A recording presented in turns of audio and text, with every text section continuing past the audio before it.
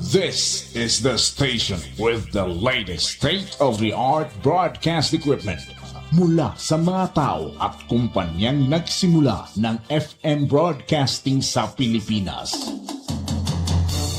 Now they are back to make broadcast history once again. Sumasang papawid sa buong bansa. Ito ang News Radio Nationwide.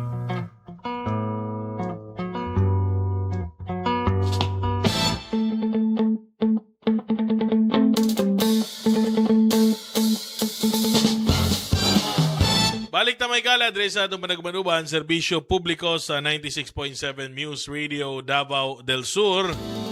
O sama sa akong gingon, una ta nag-break, makauban nato karon ang head sa ato ang MSWD, Municipal Social Welfare and Development Office. Atong isgutan kay karong adlaw nagsugod na ang payout sa mga tricycle drivers, lehitimo mga tricycle drivers sa lungsod sa Santa Cruz. Aron mas mahatagan tag dugang ug daghang impormasyon may tungod ani, makauban nato si Ma'am Jename Milena, ang OIC MSWD sa lungsod Santa Cruz. Ma'am, mayong hapon, welcome sa atong programa. Salamat kayo sa imbitasyon. May hapon sa tanan mga viewers o mga listeners ani nga programa. Ma'am, una na akong pangutana, unsay update nato karon nakita nato diya sa atong multipurpose hall nga nagkadaghan ang mga tricycles didto, nagkuha sa ilahang kaning cash incentive gikan sa LG. Unsa nanto, ma'am? Yes sir. So sama sa katong last na to nga nahisgutan nga karon nag-start ang ato ang payout sa atong mga registered with franchise on hire nga mga tricycle driver nato diri sa local government unit sa Santa Cruz. Naatay gi-expect nga mahatagan og subsidy nga worth 4,500 na siya, nga around 333 ka mga registered driver po nato, sir.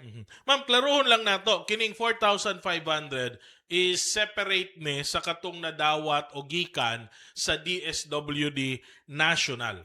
Yes sir, separate ni. Bali kani siya, mao ni siya atong intervention sa local government unit in response sa atong national emergency crisis. So naghatag yun, nangita og pamaagi yun ang local government unit through ni Mayor Jose Nelson Zizala Sr. nga mahatagan, maka-counterpart ug makahatag yun ta og ayuda no sa atong mga labi na katong mga apektado sa diha sa level sa transport sector nato. And nakita nato karon diya sa atong multipurpose hall, naman tong video diya karon.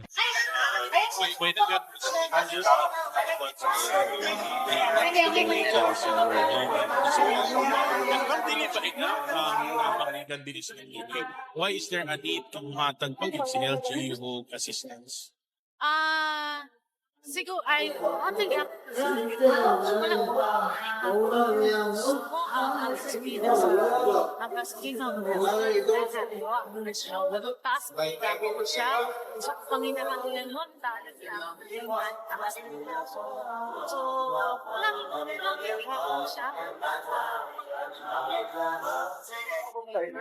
okay, wala pa mag yun na pagyapon sa 70 plus to 80 plus yapon ang presyo. So siya mo lang ni-response gihapon ta sa mao nga ayuda. Okay. Ma'am, nakita na ko sa inyong listahan nga dunay professional, dunay non-prof. Mao na ba ning ginaingon nato nga kahit papaano mas luag ang ato ang regulations compared to the DSWD? Kay kani adto ang DSWD strictly dapat professional driver's license holder ka. Yes, sir. So sa to nga level sa local government unit gina-consider pud nato sila ang non-prof since for hire man po jud ang ilahang tricycle, at the same time with franchise man po jud sila. So sa ilaha lang is naalay mabjo problema sa ilang license, medyo diha nga level, pero kita as sa local government gi-consider nato sila. So mas daghan ni siya compared dito sa nahatagan sa DSWD. Yes po, mas daghan kaysa DSWD. Ang ni-qualify lang nato ato na sa more or less 240. So kita nakaabot ta og 333. Because of that consideration. Yes po. Okay. Pero non-negotiable ta, Ma'am Jeneme, sa franchise. Dapat naagyon. Yes po. Okay. Supposedly. Now, dito sa mga walay franchise, unsay plano nato, unsay interventions nato for them? Sa mga non-franchise, ang local government unit gilantaw gud gihapon na siya, sir. So naa gihapoy lahi nga klase nga subsidy nga pwede nila madawat gihapon sa katong ang mga wala naka-franchise or ginatawag nato nga mga kolorong pud din tawag nato nga mga drivers. Unsay nana mo'y idea kung unsay ato ipanghatag sa ilaha as of now? As of now, sir, natay duha ka klase, either food packs or cash assistance po siya. Ana agi hapon. Yes, sir. Ang ilang cash assistance pila ilahang madawat?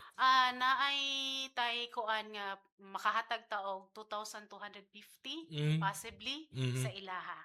So sila kanus nila ma-expect na siya. Paningkamutan na mo, sir, nga makahatag mi this month. Bali na pa magud mi sa stage on preparation pa, validation pa pod sa mga papers pa pod. The last time na akadere, nag-distribute ta og mga food packs sa mga 18 ka barangay sa Santa Cruz, almost 3,000 food packs. Nahuman na to, ma'am? Yes, sir, nahuman na ta sa first tranche nato for our other individuals or families in crisis situation. In response gihapon ni sa ato ang national energy crisis nga nahitabo sa tibok nasod. Okay, so again ha, kinitanan karon local interventions na pondo kwarta na sa lokal nga panggamhanan ginahatag sa mga residente sa Santa Cruz. Yes, sir. Gipunduhan, gipangitag pamaagi nga makahatag yun ang LGU sa ato ang mga residente. Now, so if there is intervention from the national government and sa provincial government kung naaman, lahi po na siya. Yes, sir, lahi po na siya. May nang klaro da kay basin mamahimo na pong issue ani Ma'am Jename kay ang DSWD nagsiingon og 5,000 nya ang atong gihatag is 4,500 basi inon gikuhaan na pod. May nang klaro daan kanang 4,500 nga gidawat sa ato ang mga tricycle drivers gikan na sa pondo sa lokal nga panggamhanan sa Santa Cruz. Yes. Ma'am, diri sa inyong advisory schedule of payouts, motorized fishing boat magsugod pod ugma ang inyong payout? Yes, sir. Tomorrow sugod mi og balik bali naka first payout ta last week atong Thursday sa barangay Inawayan at saka Darong. Then tomorrow ang schedule nato is Coronón o Astorga bali dito sa Astorga Hill. Then tapos from Friday ang zone 1 to zone 4 nato nga mga motorized bangka na pod. Then diri sa ato ang multipurpose hall ang venue. Then for Saturday ang Bato Tagabuli Tuban, which is ang Batog Tagabuli sa Bato, ang venue ang Tuban sa Tuban po. Okay. So daghan-daghan po din yung mga beneficiaries nato, ma'am, no? Yes, sir. Bali na atay gi-target nga beneficiary nga 1,600 for our motorized bangka. And nakahatag na ta for Inawayan and Darong. Darong, yes, po, sir. The rest na naaman tay 11 coastal barangay, so nanalang tay 9 ka barangay. So mag-start ta tomorrow until Saturday para makuha na to ang 9 ka barangay. Okay. Ma'am, ang kuan ani, unsa ilaha madawat gani? Pila ila madawat? Naa sila cash assistance pod mga badawat for 2,000 pod sa ila. 2,000. So hopefully dako-dako kahit papano makatabang na ni pampalit nila og bugas ba or gasolina sa ilahang pagpanagat. Yes po. No. Ma'am, importante ba nga ayudahan pod nato ni mga motorized fishing boat? Makita ba nato ang epekto ani sa mga merkado nato? Yes, kay tungod sa kamahal sa lana or gasolina or diesel, no, sila kay nag-consume pud ba na sila nagapalit. So pila po na ka litro ilahang consume. So kung mahal siya, so magmahal pod.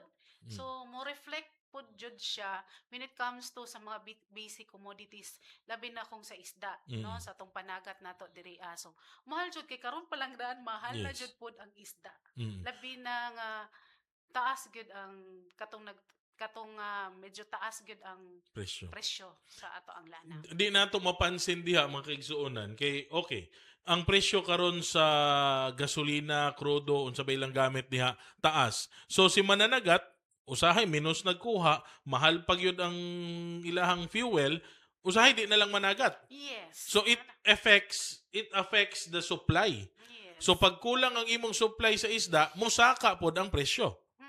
Okay, so at least karon ma-convince nato ang atong mga kaisuunan nga mga fisher folks nga gawas panagat mo kay naa may ayuda ang gobyerno. Yes, sir. Okay. Ma'am, balikan lang ako katong mga food packs nato nagipanghatag. Unsa man to? First tranche na pa bay expected na mosunod ato? Yes, sir. First tranche pa to sila na atay second tranche. Mhm. At the same time, naabot tay murag maabot pa tag third Mhm. tranche sa ato ang Mhm. panghatag kay gitarget man gud ni Mayor na gyud siya gitarget nga makahatag unta no makapangitaw pamaagi in town ang local government unit nga mahatagan jud to natong target beneficiary nga 31,500. Mhm. So mao man gud to ang gi-expect nga mahatag nato nga mahatag nato sa kita sa ato ang mga residente sa Santa Cruz. Giyon sa ganin nato to pagpili ang mga hatagan ato ma'am nga mga food packs. Ang classification nato katong mag-identify tag mga Yes. individuals and families who are in crisis situations. Okay. Mhm. So Oo. sila gito nakadawat. Yes po. Okay, mga nagkalisod no. Yes. Karong panahon sa krisis. Okay. Ma'am, nakuha ako attention sa imong suot katuo sa si Saem. Isa man gud ni nga problema pod, di ba? Sa nationwide, it's a problem. Now, kini nga krisis nato karon, nagpait kinabuhi is tao, tibok nasod ingana. Gina-monitor pod ba nato basig unya mo saka ang number of these crimes committed kaning usaik si Saem nato because of the crisis o ang kalisod? Posible gyud na siya, sir, no? Balikan Isusulong unsa dahil- sa atong usaik and si Saem basig sa mga wala naka-gets ana nila. it's online sexual Abuse, abuse, exploitation na, di ba? On exploitation. children. Yes, on children. Yeah. So, do glad ta sa Santa Cruz kay walay naabot sa amo apag yun nga na reported. Mm. Pero naanag yun na sa community, nag-exist na sa community as observed. Mm. Pero wala lang dyan reported nga naabot sa office. So, isa jud siya, no? Isa labi naglisod, labi nagkaroon nga sugod na pud ang klase. Ana Yes. additional na pud ni siya Gasto. nga gasto sa pamilya, no? Man taas tanan ang panginahanglan nun, pati ang pagpalit. Yeah. Tanan, so posible good kayo siya, sir. Na basin na ay mga incident na mahitabo nga sa Sisaim or sa Osae. Oh, kani at least para masabtan pod nila morning mga online. Yes, online nato nga mga bata nga engage into naaslay mga sa taon na siya ay kanang nay nagalantaw sa ilaha. Yes. Nga siya nga mga exploitation nga mahitabo when it comes to children.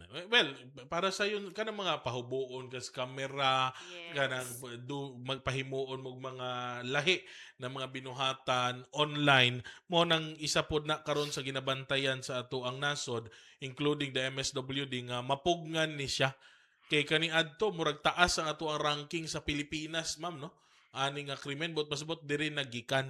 Yes. Kasi ang ilahang rason magod, si online raman na. Unya ang kwarta pod nga income mon sa pamilya, mo na usahay ginikanan pa mismo ang mangunay og exploit o pagpamugaw. Mila in term diya sa ilahang mga anak, apo o pag-umangkon. Diri sa ato sa Santa Cruz, ma'am, kumusta ang inyong monitoring, strict monitoring and information campaign about this?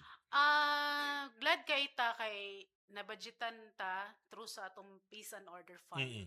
So last week lang gyud nagkandak yung orientation, advocacy sa ato ang mga teachers from Inawayan National High School. Kay importante po kaayo sila kay sila ba partner when it comes to labi na mo padulong na pagbalik ang eskwela. Second, parents sila sa mga bata padulong pagdiha sa eskwelahan din. Sometimes diha gyud ang bata musulti kay medyo ang safe heaven nila sa ilahang mga classmates, sila mga barkada or sa ilahang teachers. Sumusulti sila din na. So mo nang nag-conduct gyud mi, nag-start mi sa Inaway National High School. Do last year nag-conduct na ta sa mga barangay, mga activity when it comes to Sisaim, Osaik, TIP, apil na mga TIP, and other forms of abuse when it comes to children and women. Tatong trafficking in persons. Yes po. No. Tama to, ma'am, ang mga maestra gyud ang isa sa dapat natong bantayan. Labi na magsugod na ang klase, di ba? Matingalan ta nga, uy, kuya, wa ba aning bata nga kabalo man ta sa livelihood, di ba? naka iPhone 17 o 16 Pro Max man. Diba? So at least kana would alarm or would set red flags. Yes po. 'Di ba? Sa mga angayan nilang bantayan. So wala yung mga inganang incident sa ato sa Santa Cruz. For now, wala pa reported. Mm. Pero medyo na ay natay mga na-observe. Mhm, Ah, mhm, yes, sir. mhm. So at least inyong monitoring is stricto gihapon may tungod niya. Anyway, lastly ma'am, wala tayo kong oras, mensahe na lang nimo labi na kani mga motorized fishing boats nato para sa ato ang payout palihog ko og announce balik. Ay, sige. For our motorized bangka, nag-send na tag letter sa ato mga punong barangays. At the same time, we coordinated with our Municipal Agriculture Office. So, pagbalikon na ako, tomorrow Barangay Astorga, for Kurunon and Astorga Fisher Folks nato nga mga motorized bangka. Then, pagka Friday, Zone 1, Zone 2, Zone 3, and Zone 4, poblacion area. Diha ta sa multipurpose hall. Then for Saturday, that's Batu, Tagabuli, and Tuban. Morning, ang Batu og Tagabuli sa Batu, then Tuban pagkahapon. Naalan da ay ko'y additional announcement nga kung pwede lang, katong mga apil na to anino, beneficiary na to, magdala lang sila valid ID, i-photocopy lang nila back to back with 3 signatures nila. At the same time, please kopod og dala sa kanang data sa inyong family, which is family composition.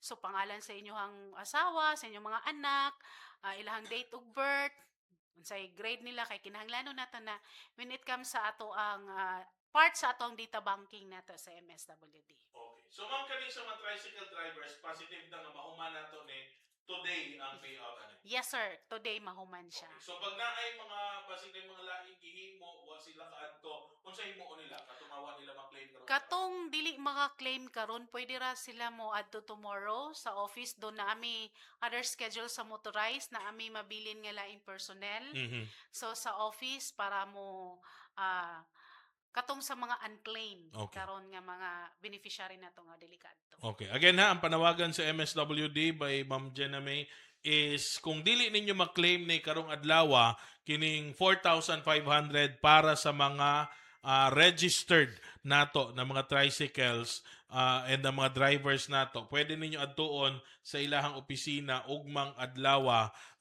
office hours gihapon na mas ibilin nga in charge para ni Ana. Okay? Ating kong oras, may gala, standby mo ha. Daghang kay salamat, Ma'am Jenna May Millena, ang OIC MSWD sa atong lungsod Santa Cruz. Standby, balik ta pag mas pipilang mapainom.